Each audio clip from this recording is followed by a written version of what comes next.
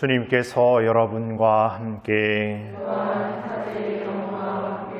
루카가 전한 거룩한 복음입니다. 그때 예수님과 제자들이 길을 가는데 어떤 사람이 예수님께 어디로 가시든지 저는 스승님을 따르겠습니다 하고 말하였다. 그러자 예수님께서 그에게 말씀하셨다. 여우들도 굴이 있고 하늘의 새들도 보금자리가 있지만 사람의 아들은 머리를 기댈 곳조차 없다. 예수님께서는 다른 사람에게 나를 따라라 하고 이르셨다. 그러나 그는 주님 먼저 집에 가서 아버지의 장사를 지내게 허락해 주십시오 하고 말하였다. 예수님께서는 그에게 죽은 이들의 장사는 죽은 이들이 지내도록 내버려 두고 너는 가서 하느님의 나라를 알려라 하고 말씀하셨다. 또 다른 사람이 주님, 저는 주님을 따르겠습니다. 그러나 먼저 가족들에게 작별 인사를 하게 허락해 주십시오 하고 말하였다. 예수님께서 그에게 이르셨다. 쟁기에 손을 대고 뒤를 돌아보는 자는 하느님 나라에 합당하지 않다.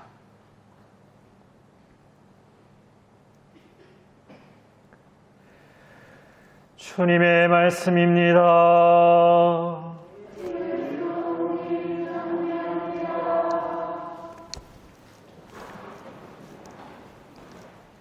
참 예수님, 오늘 복음의 예수님께서 쟁기에 손을 대고 뒤를 돌아보는 자는 하느님 나라에 합당하지 않다라고 말씀하셨습니다. 여러분은 쟁기에 손을 대고 뒤를 몇 번 돌아보셨습니까? 제가 몇 번 돌아보셨냐고 묻는다라는 것은 쟁기에 손을 대고 뒤를 돌아보는 일이 그리 어렵지 않다는 걸 말씀드립니다. 쉽게 뒤돌아본다는 거죠.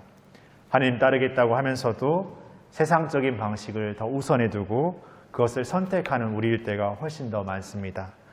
그래서 예수님의 말씀처럼 쟁기를 손을 대고 뒤를 돌아보는 자는 하나님 나라에 합당하지 않다라고 하신데 우리는 한 번이 아니라 손쉽게 뒤돌아보는 것을 보면 하나님 나라에 절대 합당할 수 없을 것 같습니다.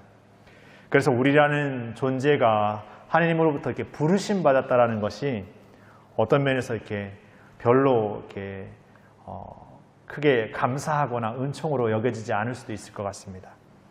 그러면 다시 원초적으로 처음부터 생각해 보면 좋겠습니다. 하나님이 나를 부르셨기 때문에 내가 응답을 했는지 아니면 내가 먼저 하나님을 이렇게 찾았는지 한번 우리 스스로에게 물어보고 싶습니다.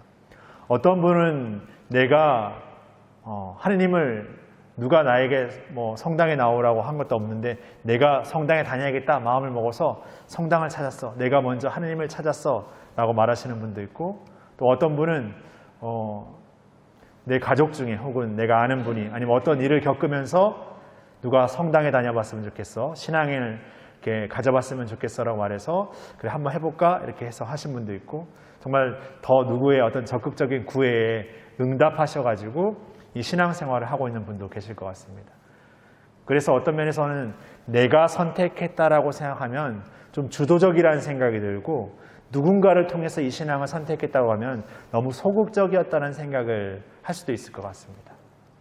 그러나 중요한 것은 내가 선택했다고 생각한 삶도 그 삶 속에 하나님께서 나를 부르셨다는 거죠.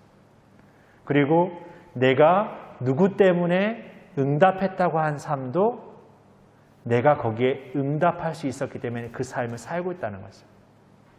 그러니까 하느님은 그 어떤 누구의 삶에서도 우리를 부르시고 계시고 그리고 우리의 그 응답은 우리의 작음과 큼을 상관없이 소중하다라는 겁니다. 그러니까 우리의 부르심을 우리 스스로가 점수 매기고 평가 내리면서 어떤 부르심은 거룩한 부르심이고 어떤 부르심은 변변치 않은 부르심이라고 말할 수 없다는 것이죠. 더욱이 우리가 그 부르심이라는 것이 마치 하나님께 대한 믿음이 있으면 삶에서 좋은 일이 생기고 하나님께 대한 믿음이 부족하면 나에게 어떤 어려운 일, 힘든 일이 생기는 것으로 이렇게 왜곡시켜 버린다면 더더욱 잘못 생각하고 있는 겁니다. 오늘 제1조서 욥은 친구들이 이렇게 말합니다. 너 지금 네가 고통을 겪고 있는 건 네가 분명 무슨 죄를 지어서 그래. 네가 무슨 잘못을 했기 때문에 하느님께서 널 지금 벌하고 있는 거야. 그러니까 잘 생각해봐. 너는 분명 어떤 죄를 졌는데 네가 지금 모르고 있기 때문에 그 고통을 겪는 이유를 알지 못하는 거야. 근데 욥의 대답은 그렇습니다. 나는 어떤 죄를 짓지 않았어. 이런 욥의 대답만 생각하면 이 자식 교만한데 어떻게 죄를 지었다 안 지었다를 지가 판단해 이렇게 말할 수 있지만 욥은 다시 고백합니다. 그 하느님 앞에서 내가 무엇을 드린다고 해도 완전하지 않고 우리의 인간이 어떤 것을 한다고 해도 부족할 수밖에 없는 우리의 존재다. 욥은 알고 있었어요. 하느님이 어떠한 분이신지. 내가 죄를 지어서 벌하시는 분이 아니라 하느님은 어떠한 삶, 내가 힘겹고 어려운 그 삶 속에서 하느님께서 나를 부르시고 계시다는 거예요. 나와 함께 계시다는 거예요. 나를 버려두지 않으시다는 거예요. 그것을 욥은 분명하게 깨닫고 있었기 때문에 하느님 앞에 겸손함을 가지면서도 자신의 어떤 정당함, 자신의 어떤 그 떳떳함을 얘기할 수 있었던 것이죠. 그러니까 우리가 신앙을 살면서 나는 잘못하지 않아. 나는 넘어지지 않아. 이렇게 말하는 게 아니라 우리의 약함을 인정하면서도 내가 이 쟁기의 손을 잡고 뒤를 수없이 돌아보지만 하느님 나라에 나아갈 수 있는 것은 늘 내가 다시 시작하고자 할 때 하느님께서 이미 내 곁에 계셨고 내가 어떠한 순간에 멈춰져 있을 때도 하느님 날 부르셨고 함께 하셨고 그렇게 나를 동반하시고 이렇게 이끄시는 분이시라는 것을 우리가 믿고 고백하는 거예요. 바로 그런 분이 있기 때문에 내가 이 길을 갈 수 있다라고 말할 수 있는 거예요. 그리고 그 길을 갈 수 있는 힘을 바로 그분께서 주신다라는 것. 그러기에 감사한 것이죠. 내가 선택했기 때문에 내가 이렇게 할 수 있어 라고 말하는 것도 아니고 누군가 때문에 선택했기 때문에 나는 그냥 어쩔 수 없어. 그냥 어쩔 수 없이 했어 라고 말하는 것도 아니고 내 믿음이 그렇게 막 높지 않아 이렇게 말하는 것도 아니고 작지만 부족하지만 모자라지만 때로는 넘어지지만 거기에 우리가 평가하고 판단하는 것이 아니라 그럼에도 우리를 부르시는 하나님이시라. 끝까지 우리를 부르시는 하나님. 이른 양 한 마리를 찾기 위해서 그 산 넘어 산을 넘어오시는 하나님이시라는 것을 우리가 잊지 말아야 합니다. 그 삶을 통해서 하나님은 우리의 작은 존재를 통해서 얼마나 많은 은총을 우리 각자와 우리 서로에게 베푸시는지를 우리는 이 삶을 살아가면서 매번 넘어지고 그 약함을 체험하지만 늘 다시 새롭게 깨닫고 일어설 수 있는 것을 발견하고 체험하게 될 것입니다. 그것이 우리 부르시는 하나님의 사랑이시고 그 사랑은 우리의 그 어떤 것으로도 이제 철회될 수 없는 그런 것입니다. 미스터 선샤인이라는 드라마가 예전에 한 적이 있어요. 거기에 김태리라는 배우가 이병헌을 향해서 이런 말을 해요. 우리도 러브합시다. 이렇게 해요. 러브가 뭔 말이죠? 사랑이라는 말이에요. 근데 이때 김태리 배우는 그 극에서 러브가 사랑이라는 걸 몰랐어요. 이렇게 외국말을 이렇게 배우고 있었는데 러브가 좋은 것이야. 러브는 괜찮은 것이야. 이렇게 말하면서 이렇게 러브합시다 했는데 이병헌이 말해요. 그러니까 그거 하려면 완전히 자기를 이제 내어놔야 되고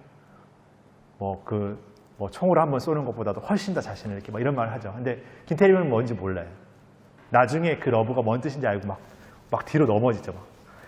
내가 무슨 소리를 할까요? 막 하는데 결국 둘은 나중에 사랑하게 되는데 제가 그 드라마를 봐서 하는 얘기가 그 장면에서 우리의 삶도 어떻게 보면은 멋모르고 가는 그 여정이 있는데 그 여정 안에서 조금씩 알았다고 해서 그것을 뒷걸음질 치는 게 아니라 더 어떻게 보면 그 사랑의 더 진가를 발견하기 위해서 더 나아가게 된다는 것 같아요. 그러니까 하느님을 어렴풋이 아는 지금이지만 어렴풋이 알게 내 믿음이 별로야. 나는 아직 신앙에 나아갈 수 없어. 이게 아니라 그런 나를 알기 때문에 더 진짜 하느님 그분을 알고 싶은 마음으로 나아갈 수 있는 것 같아요. 그럼 우리라는 것 우리가 잊지 않고 그럼 우리를 부르시는 하느님이 항상 우리 앞에 서 계시고 우리를 부르신다는 걸 기억하면서 우리의 주어진 시간을 계속해서 걸었으면 좋겠습니다. 잠시 묵상하시겠습니다.